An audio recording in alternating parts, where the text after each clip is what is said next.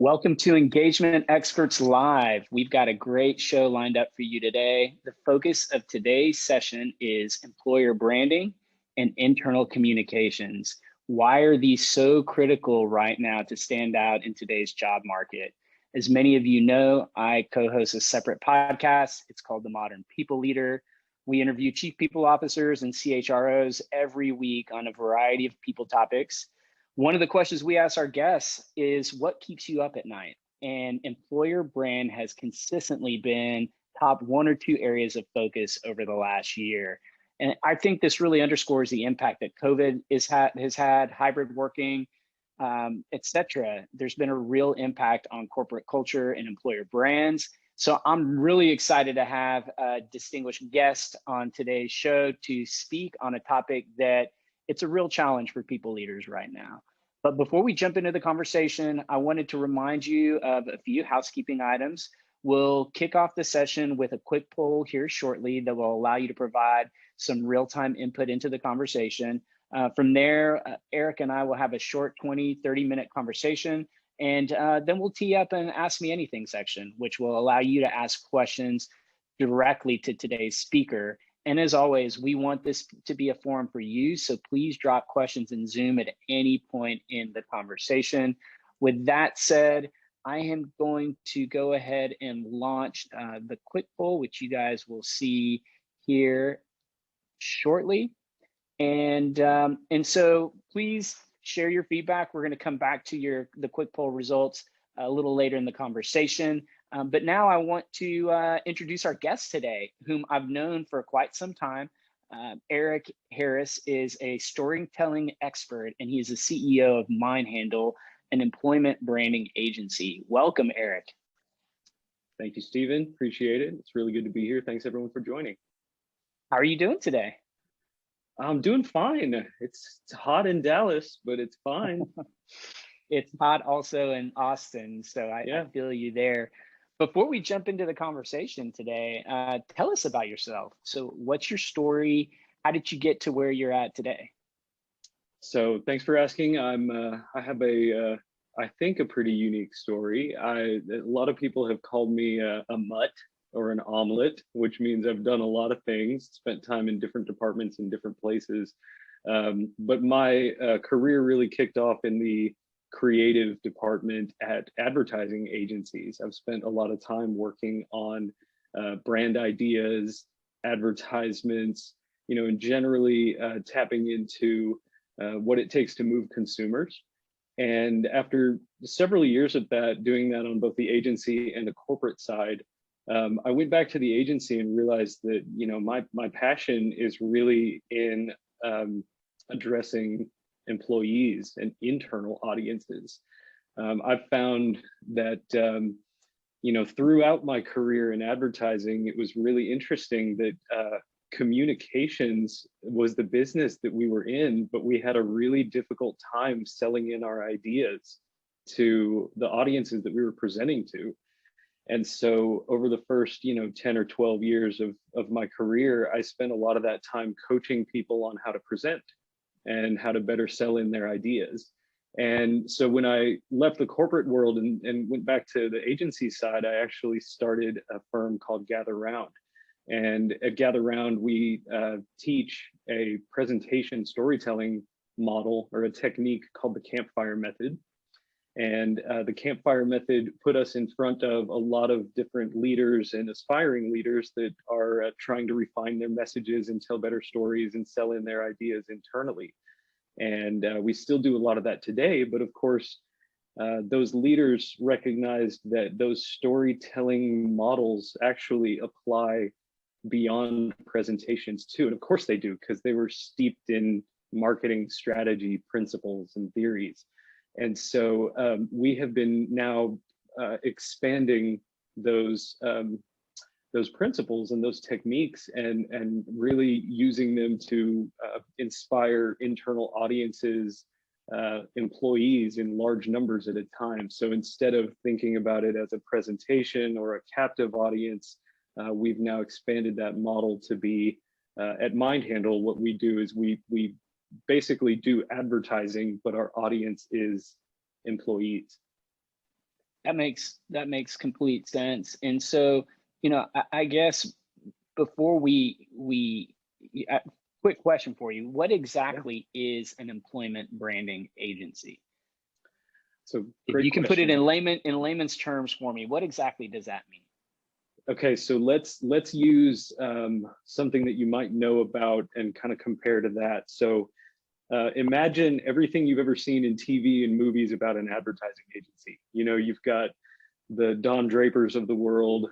Today they're the skinny jean wearing creative directors that get up in the presentation and sell you the ideas that they have. That kind of talent, that kind of approach to marketing communications work that's really driven to develop branding. At an ad agency, you'd be doing Super Bowl spots, social media content, TikToks or whatever it is that the ad agency will do.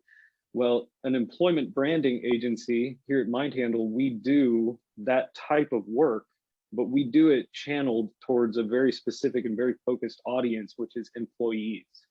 We all have a background in consumer marketing. We still do some of that, but our focus is really in changing beliefs, habits, and perceptions of employees and how they relate to the brands for which they work. Yeah, I love the organic nature of your story and how, the crossover between the external brand, the consumer side is now, the crossover to the internal focus, just happened as an extension of the work you were doing and the demand from your clients. And so you work with, at MindHandle, you guys work with some impressive brands, companies like Chili's, Texas Health Resources, Top Golf. What does a typical engagement look like? What are some of the services and I guess problems that you're helping these companies solve? Yeah, so most of our engagements with clients like that really revolve around, what those three clients, for example, have in common is that they're all multi-unit, very complex, multi-stakeholder organizations. And because they're multi-unit, they have always dealt with distributed workforces. So even prior to the pandemic, they were working with employees in multiple locations. And that has been kind of central to the way we approach our work, because our work is really designed to get people, no matter where they are or what they do, kind of galvanizing around common ideas. So every engagement that we do really starts with kind of a discovery, getting the lay of the land, finding out what employees believe today about the brand, what they need to believe. And it really is kind of a change management model where we will take the current set of beliefs and we'll kind of lay out a desired state or a desired set of beliefs. And then everything we do will help us get to that desired state. And we just take a marketing communications approach to internal comms. And yeah, I think that all makes complete sense. And so one personal question, and I apologize, this is a dumb question. So is it employer branding, employee branding? I've seen it referred to in different ways. Are these the same things? You refer to employment branding. Can you help us, make the distinction between all of these?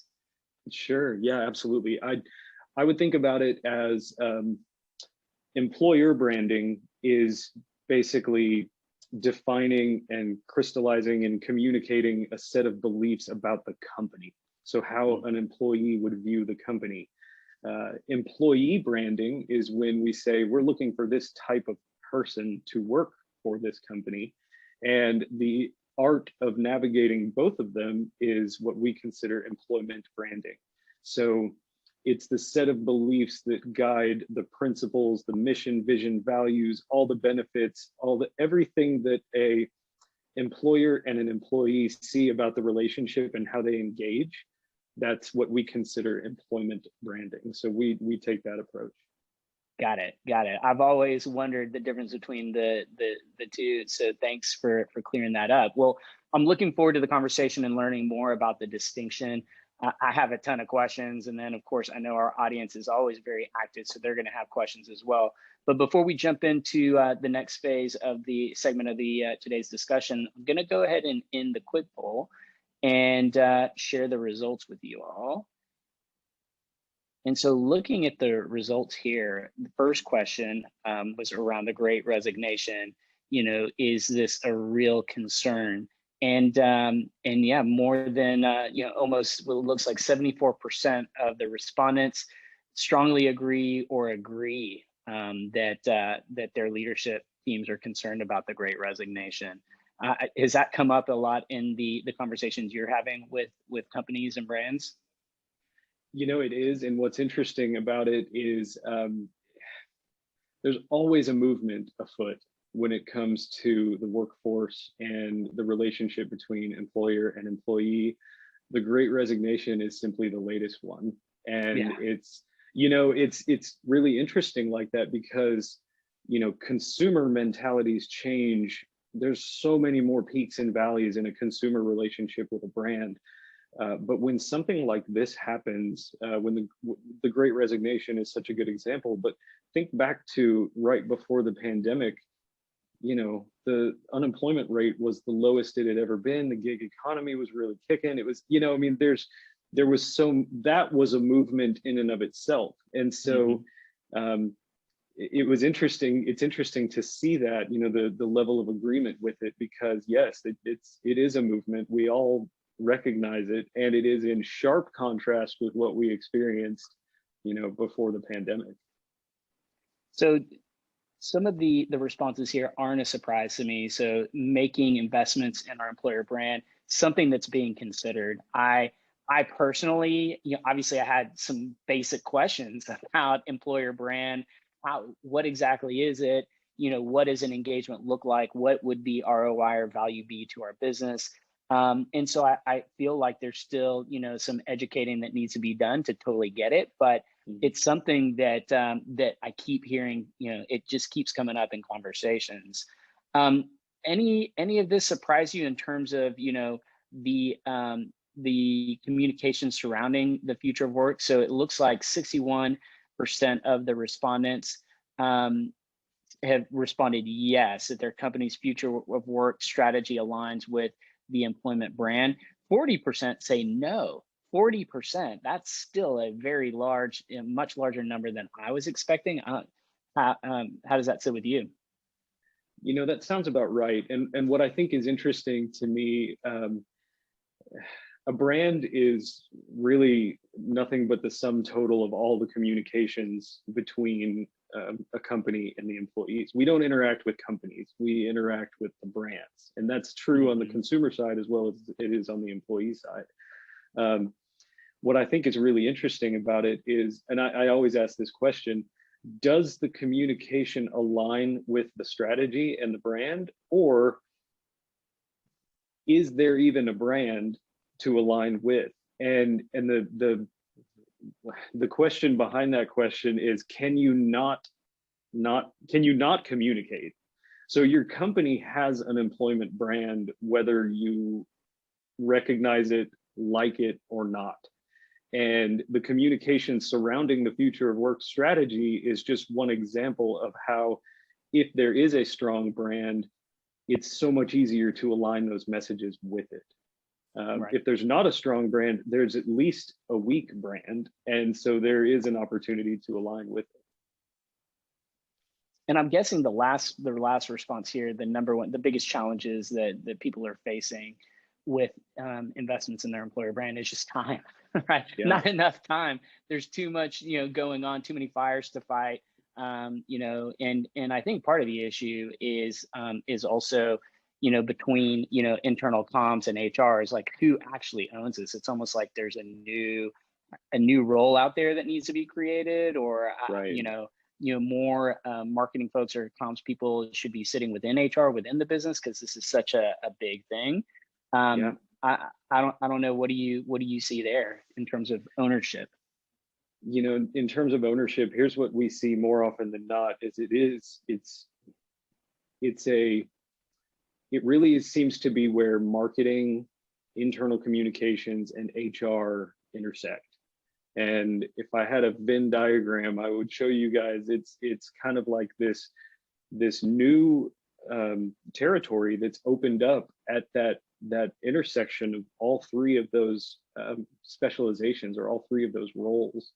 And there's always kind of been an overlap between at least two at a time. You know, if you think about where marketing and internal comms intersect, it's largely a PR function, right? Like executive visibility, speech writing, that kind of thing.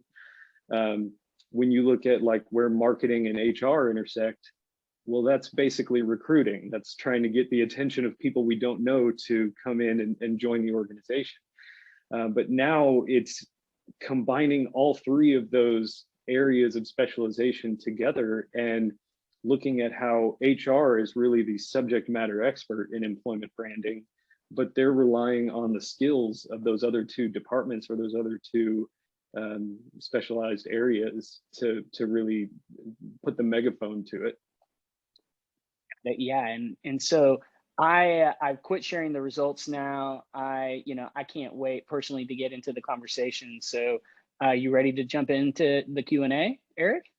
Yeah, man, let's do it. Let's do this. Let's go. All right. Well, my first question for you is, why is employment or employer branding so critical right now?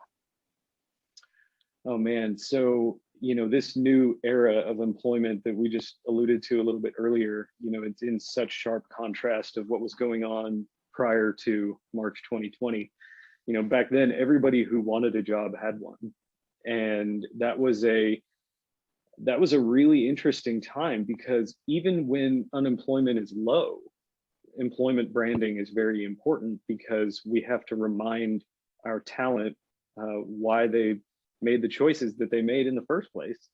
Now, basically up until that point, talent had spent the last couple of decades learning that we were in control of our employment.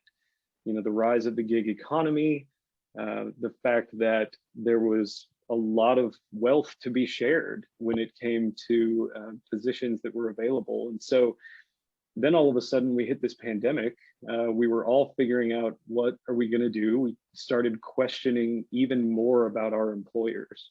Will they keep us safe? Are they going to help us navigate this situation? Are they going to help me help my family? And like it opened up these questions that a lot of employers couldn't answer.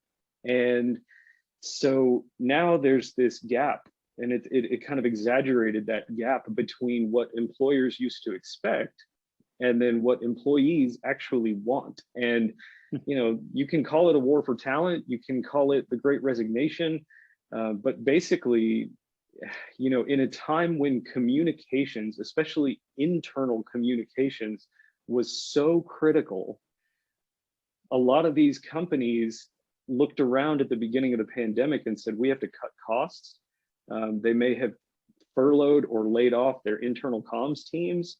They may have said, that's a cost center, it's not a profit center, and so we need to go in a different direction.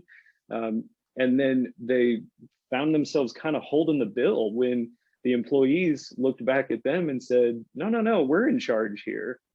We're empowered. We get to decide how we want to spend our time. So, since employment branding really comes down to communications, you have to think about it like a consumer brand, and an employment brand will give a voice and a purpose to what would otherwise be a transaction. You do a job, you get paid for the job. And employees really need to know more about their organizations right now, especially. We need to know that what the companies that we choose to work for, we need to know what they believe so that we can believe in it too. Yeah, it's really interesting particularly over the last 6 to 8 weeks, there's been an influx of calls that I've taken where leaders are panicking about, like, our culture is changing. Like they the way that it has come up in conversations is, we're concerned our culture is at risk or isn't resonating. And part of the conversation, which led to me reaching out to you to come join us, was I feel that that employment brand is being overlooked, and there's, I believe, a distinction between employment brand and culture. There's a relationship between the two, but for me, I get all the change that's happened, the accelerating effect that that COVID and the pandemic had in terms of change, and here we are still kind of working through the rubble of the mess that was created over the last year. And so, do how can you look at that? Is it, do I have a culture issue, an employment brand issue? Like, how do you look at that distinction? Yeah, that's a great question. I always think, everyone always asks, is advertising an art? Is marketing communications an art? And if that's true on the consumer side, then it's true too on the employee side, however you answer that question. And does culture reflect art, or does art reflect culture? And that's the age-old question, right? Mm-hmm. I think about it as, the best communicators not only leverage culture, but they create it.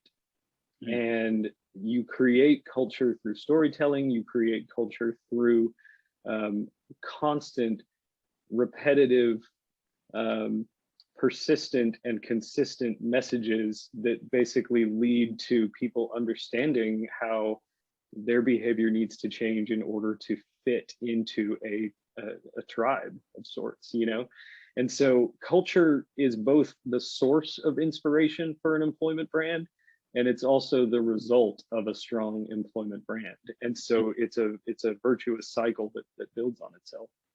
It's nuanced, but both are important, both are related, and both need to be invested in and fostered.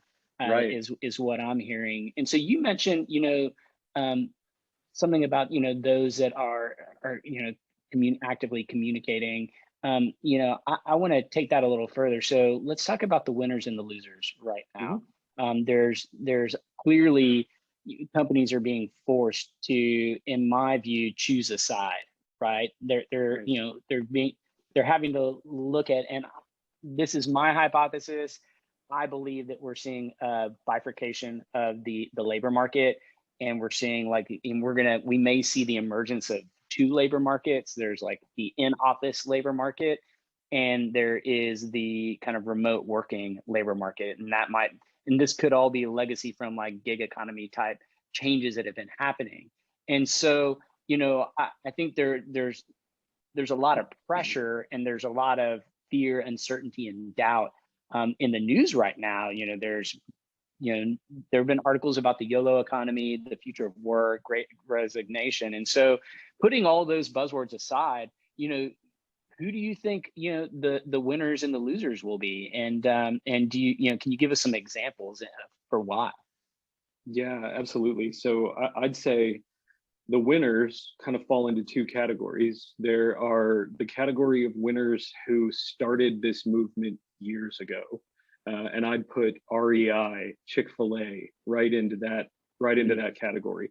They have always known that they are businesses that are powered by people. If you're in business and your business depends on people, then you're in the business of people. and REI, Chick-fil-A, HubSpot is another really great one. Always on the top of the list of best places to work in the country, if not the world.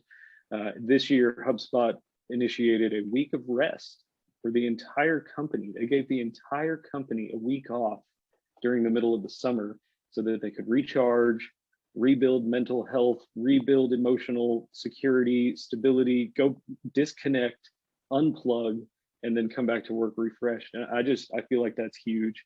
REI started the movement, opt outside a few years back. And, it's interesting because that was basically just the consumer articulation of what they had already stood for as a company. So when they did opt outside on Black Friday, it was basically them saying, we've always believed in this, we've always done this for our employees, and now we'd like to invite you to be part of that movement too. So I'd say those two categories are either the companies that had either started it many years ago and are continuing it during this time frame, or companies that have reacted to what's been going on and said, we're going to start offering new things in order to have a better relationship with our employees.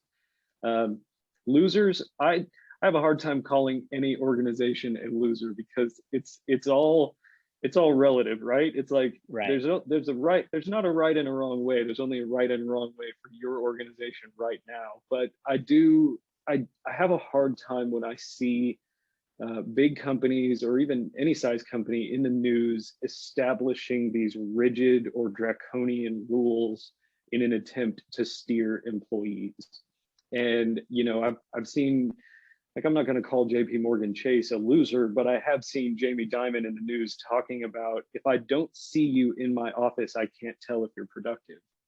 And to me, that's a process problem. That's a problem that doesn't really have to do with it has more to do with standards of accountability than it really does with the movement that's afoot. The movement is, high performers want flexibility, freedom, the opportunity to make their own future. And, you know, if we keep putting employees in the box of how we expected them to behave before the pandemic, you know, you got to remember, like, people are coming back to work changed.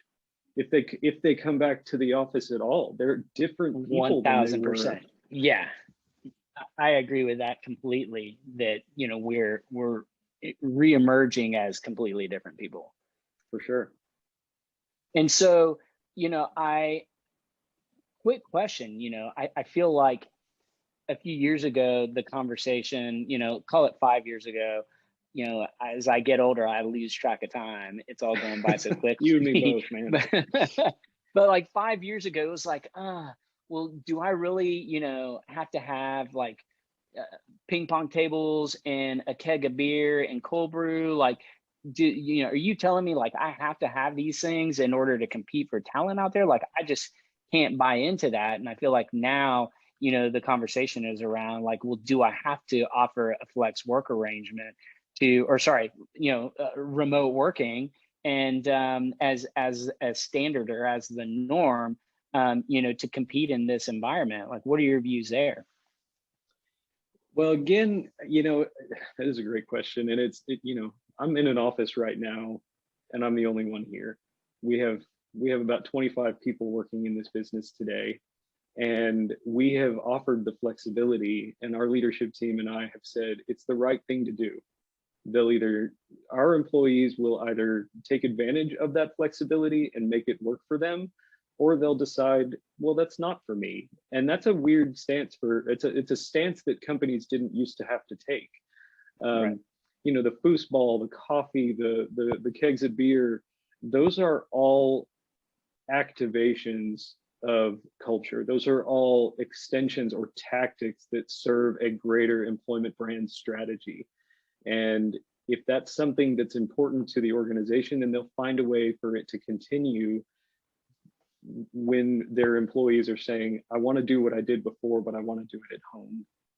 Yeah, I think what's unique about this situation, Eric, is there was no experiment where every company, you know, magically overnight had a ping pong table and, you know, and beer and like whatever the perks are, right? Overnight, and then you had to decide, okay, are you going to keep it or are you going to get rid of it, right? And here we have a situation where there was this, you know, amazing experiment of business transformation. We all had to change the way we worked, and the reality is, you know, certain companies like thrived. Their businesses grew, and you know, the vast majority, I think, you know, the general, you know, our data shows that, you know, leaders and employees, so all levels of the company, believe that they were able to work effectively during the pandemic.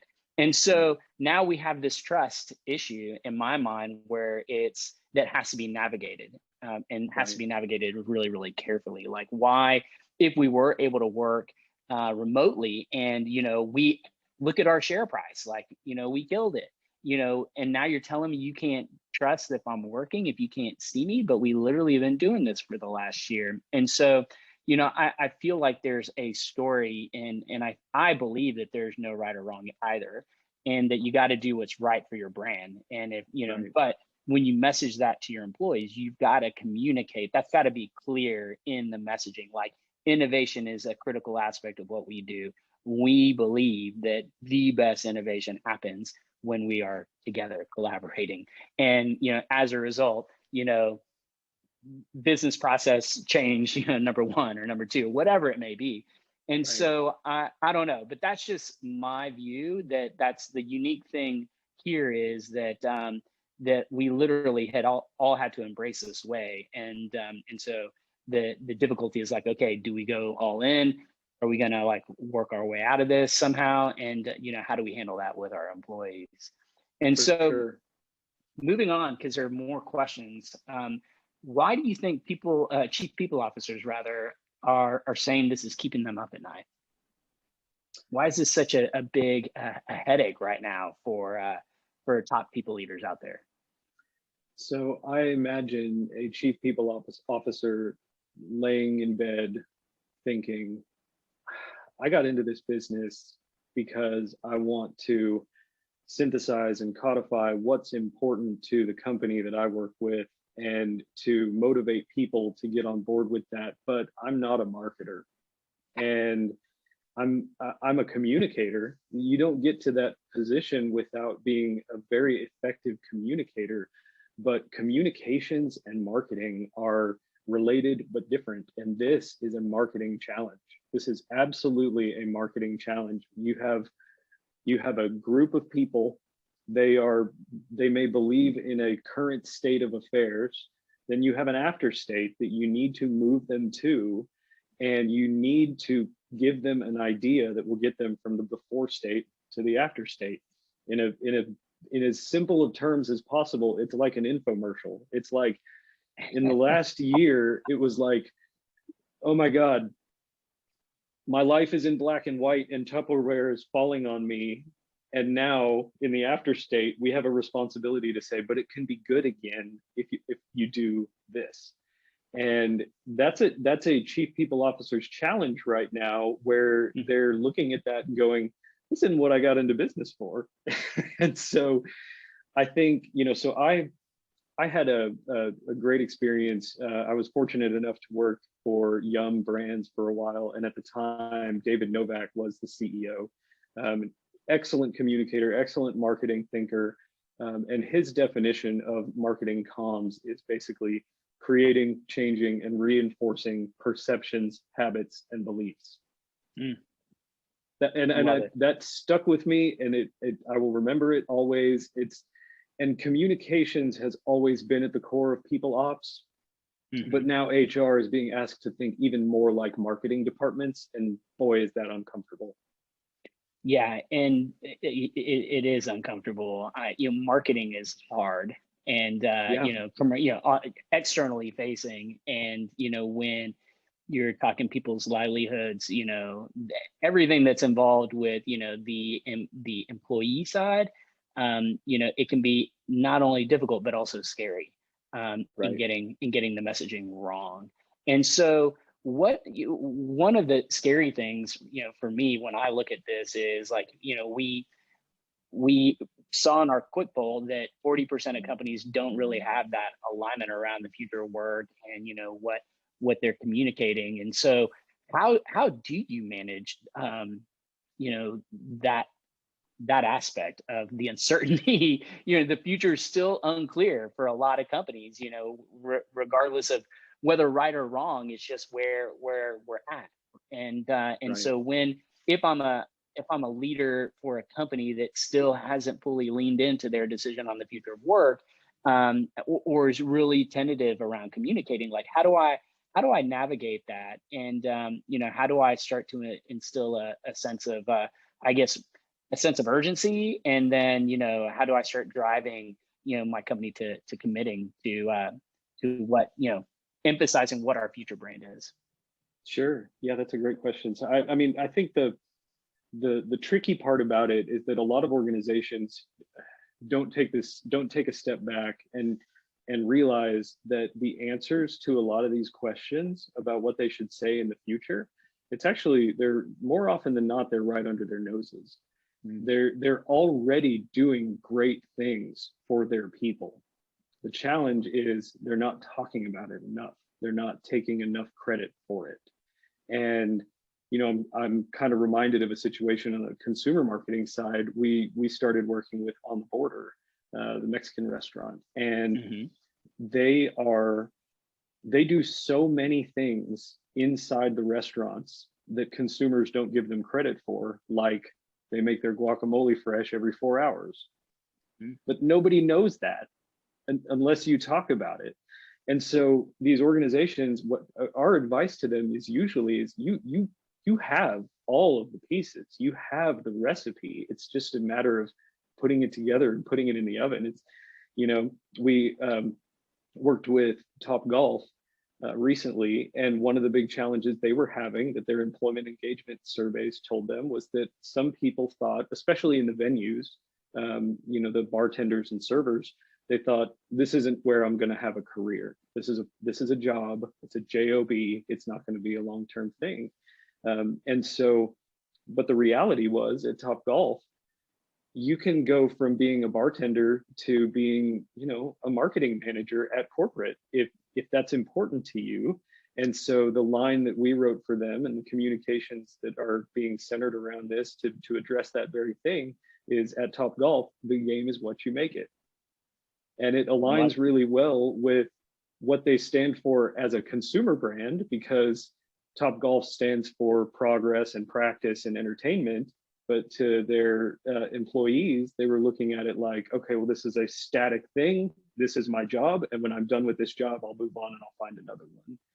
So it was as a matter of empowering them to know things that already existed within the company. Yeah, and it's fascinating to hear, like, the engagement survey data was right there. Like, they had feedback from their employees, and I'm sure they're looking at it and they're reporting on metrics, doing the things that they need to do, but they're still struggling with applying that to the employment brand. And so what are some other, we see that a lot. We see a rush into survey, or there are important things like culture, values, employment brand that that companies aren't like specifically sending surveys on. What are some other, I guess, pitfalls or mistakes that you see, companies and brands make when it comes to their employment brand? Yeah, I think the biggest challenge when it comes to employment branding is that a lot of companies that we have worked with or are working with are learning that an employment brand is not a thing that's finite. It's sometimes it's viewed as a project, like with a beginning and an end. And really the reality is, like any good brand, like any good consumer brand, it's actually an organism. It's something that you have to cultivate, you have to feed it, you've got to water it, you got to give it sun, but not too much. You got to, build it. And it's a very delicate thing because, one change in the market or one change in the culture will actually impact it pretty greatly. So over time, it does need to be cultivated. And I think that's the big challenge right now is what we're hearing, like you said, it's on the tip of a lot of HR professionals' tongues. We need an employment brand. We need to put some time and energy into this. And I think the biggest challenge is to help them understand that it's not just we need this because we need it right now. We need it and we will always need it. We'll always need to work on it as an organization. Yeah, I totally see the issue with not thinking it's like a once and done exercise, and not viewing this as just a recurring part of your people operations, or core operations of what you do. And a perfect example for me is of a company that that is just nailing it is a company called Drift, and we had their CHRO Dina Upton joined us on the Modern People Leader, around January. She was one of our first guests, and they made a decision very quickly that they were going digital first. And the deliberation for them was quick, and they were able to get consensus at the highest levels. And what did it for them is they saw that equity, diversity, and inclusion was a very, very important kind of pillar of their people operations and what they do, and what they viewed their decision to go digital first as a way of creating a more equitable workplace, because you're taking the physical component away. And not everyone, they're a software as a service company, high tech, so not all companies can do that. But what I really commend them on is they constantly were posting to their LinkedIn pages, whether it was the CEO, the CHRO, a random product engineer was posting, and the messaging around, we're digital first, this is why we're doing this is how it relates to these other things that we're saying are really, really important to our culture. And so that's an example of a company that I saw just like totally taking a different approach and really kind of getting ahead of the curve. So last couple of questions before we open it up to Q&A. This actually one question that's twofold. How do you get an advantage right now as an employer of choice? And what is the one thing companies should be doing to attract the best talent? And I'm particularly interested in the last one, because if I'm still on the fence, I'm looking at, okay, what is the one thing I can sell my executives on? And so I'm just curious, again, how do you get an advantage right now as an employer of choice? And what's the one thing that companies should be doing right now to attract the best talent as it relates to the employer brand? Yeah, good questions. That's great. So the first question in terms of gaining an advantage, what we often recommend right out of the gate is that if you haven't already, start seeing your leadership team as thought leaders in addition to leaders. And that means they need to become publishers. They need to be regularly sharing original content that is in alignment with the employer brand that ladders up to what the employees should believe about the company. Employees still want to hear from their managers. That will never change. But when it comes to vision and when it comes to execution of the vision, they need not only the reassurance that their managers are singing from the same song sheet as leadership, but they need the reassurance that leadership is actively promoting and standing behind it. And, that's when we come in and do an audit of a company and look at their communications, that's one of the first things we look at. Let me see your town halls. Let me see your leadership's communication to all employees. And let's look at what are the things that team is talking about, and then how can we expand on that and continue to write and create and develop and share. As far as attracting the best talent, it really comes down to an inventory of how you communicate that you're hiring. And remember, you're competing with companies who are equipping the employee revolution. There is a revolution. The war for talent it's more of a revolution than it is a war. And if you have a sign on your door that says now hiring, well, that's great. But at REI, it says, join us for a life lived outdoors. So they have identified that there is a person that we are speaking to, and we're going to use the language very deliberately. You don't see now hiring, at Raising Cane's, for example, it says, are you a chick enthusiast? Well, I can either answer that question yes or no, but like any great brand, it's going to repel as well as it attracts. And a chick enthusiast, if I'm a high performing individual, if I'm the captain of the swim team and a straight A student, I'm going to look at that word chick enthusiast and I'm going to go, yes, I am one of those. And so those more emotional expressions that resonate with people who need to find purpose in their careers, that's how we need to attract talent. Love it. Love it. Well, there's so much more I want to dig into, but we have some questions starting to roll in. As a reminder, we're going to spend the next 15 minutes or so on the Ask Me Anything portion. And so, my first question is from Laura McMillan. Do you have recommendations on how to communicate culture and values specifically in job postings? Oh, that's a great question. And yes, I do.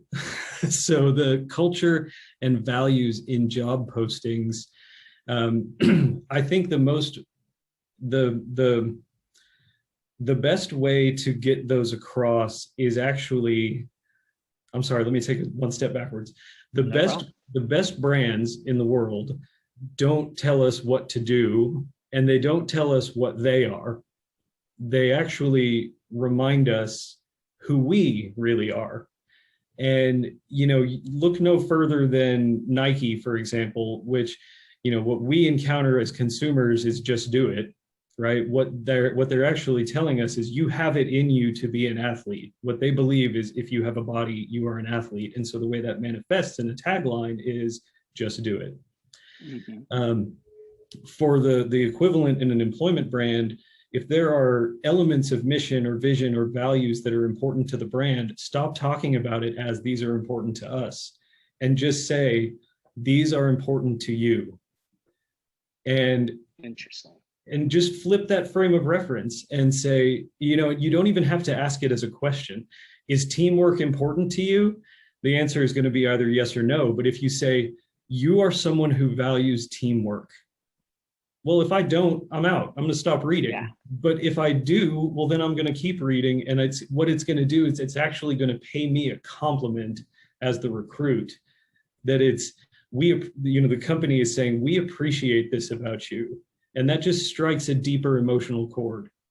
Yeah, in sales, we call that getting to a quick no, right? Yeah. So if I'm pitching a company and I'm trying to attract them to buy our service, our solution, I want to quickly identify if it's a no as quickly as possible. And I can see taking a similar approach, especially in this crowded market. Like, candidates have a lot of options right now.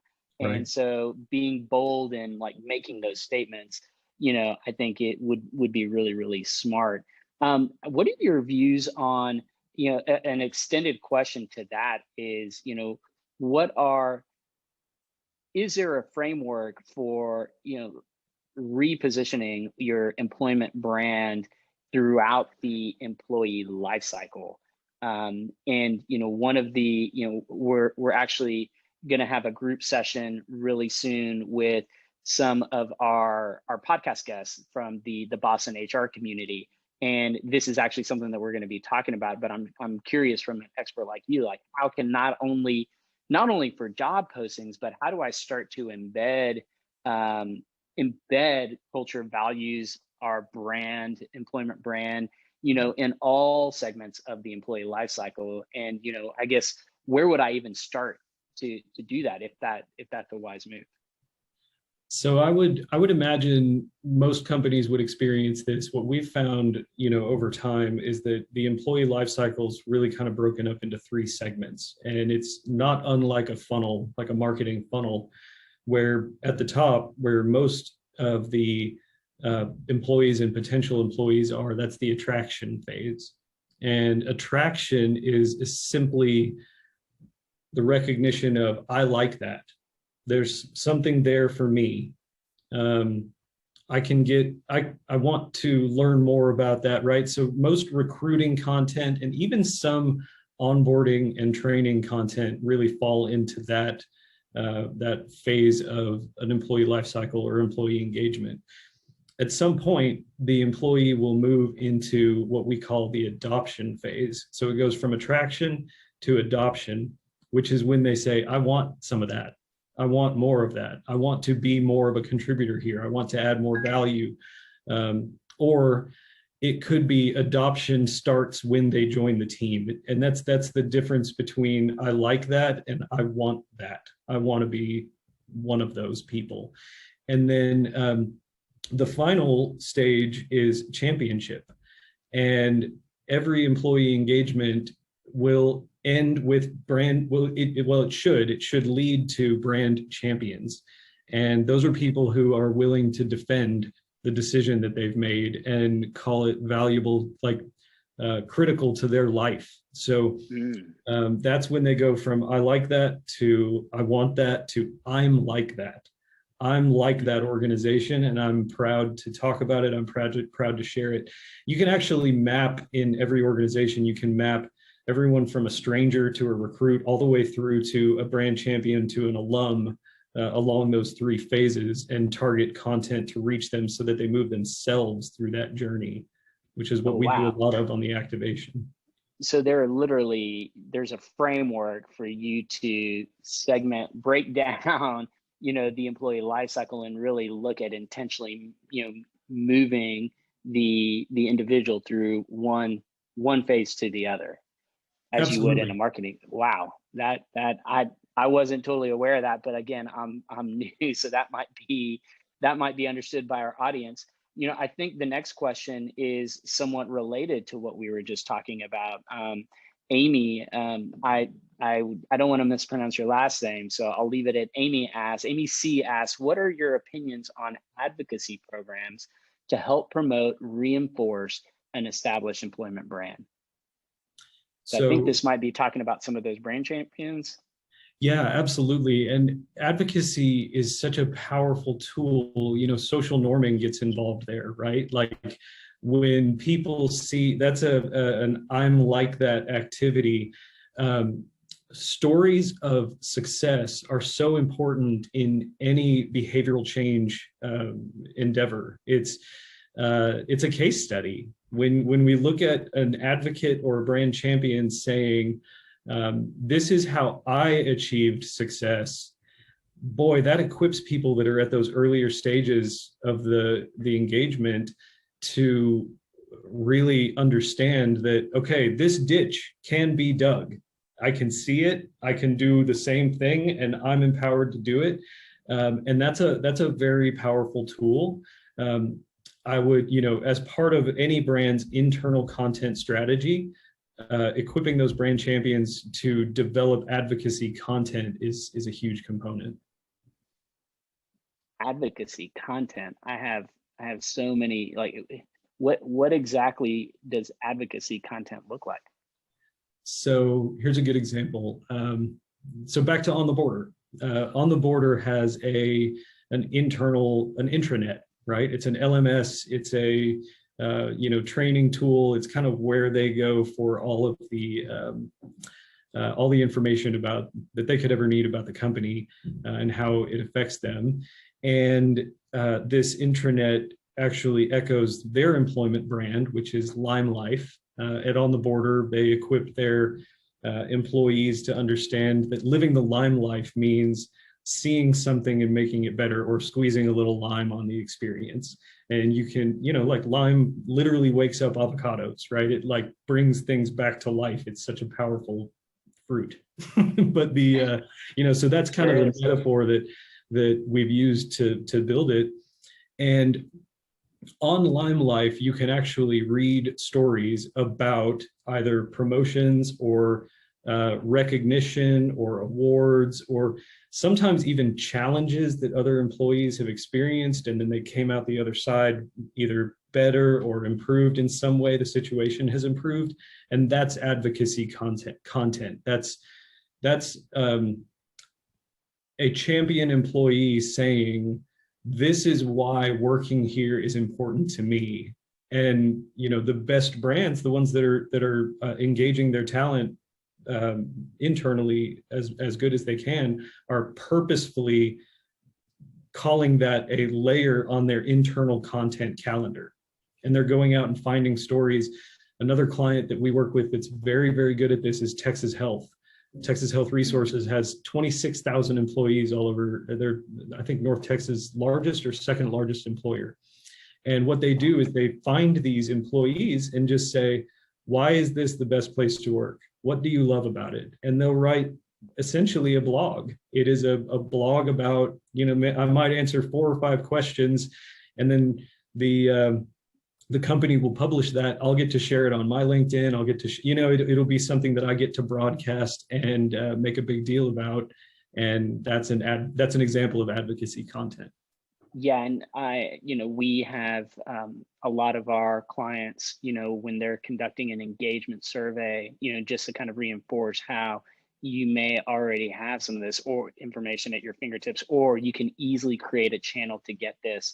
We have a lot of clients that one question they'll ask is like, what, name the one thing that makes company name, a great place to work.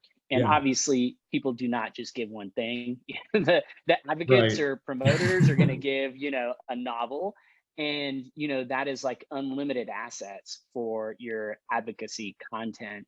That is just could be right there at your fingertips. Depending on how big you are, you're going to have hundreds or thousands of comments that you can pull from to reinforce kind of who you are in your brand. And so we're almost out of time, Eric. I seriously, the Amelia and Oksana, I probably get sick of hearing me say this, but it never ceases to amaze me how quickly an hour goes by. Before we wrap up, my last question is, if I invest in one thing, I'm new to all this, I'm still getting an understanding, I'm still trying to get, my executives bought into making an investment. And where do I start, and how do I pitch this? Start by knowing where the opportunity areas really are. Like any good engagement with a provider, if you go to the doctor, you don't walk in and say, just tell me what's going on with me. You go in with some sort of self-diagnosis, and, it might be my leg hurts, or it might be I'm having trouble breathing, but you come in with a problem. And I think where, if I was going to recommend, if someone came to me and said, Eric, we need to work on our employee branding, how do I get started? I'd say, well, we get started by asking you a ton of questions. And we get started by asking your employees a ton of questions. We really need to know how engaged they are and what they currently feel about their relationship with the company. I think the work that Workify does is such a good example of how to get that baseline. What leaders really need are insights to react to that are based on things that their employees are actually saying. And, the mark of intelligence at one time was spotting patterns. Now it's spotting patterns and acting on them. And so there is no action without that diagnosis. And that's how I would always recommend getting started. Love it. Well, thank you so much for joining us today. It's been an amazing session. Thank you for all of our participants, all the questions. Guys, this has been really great. Eric, I want to bring you back. There's so much more that we could talk about. So thanks again, and hopefully, you're open to joining us again in the future. Yeah, absolutely. Thank you for having me here today. It's been fun. Thanks, everyone.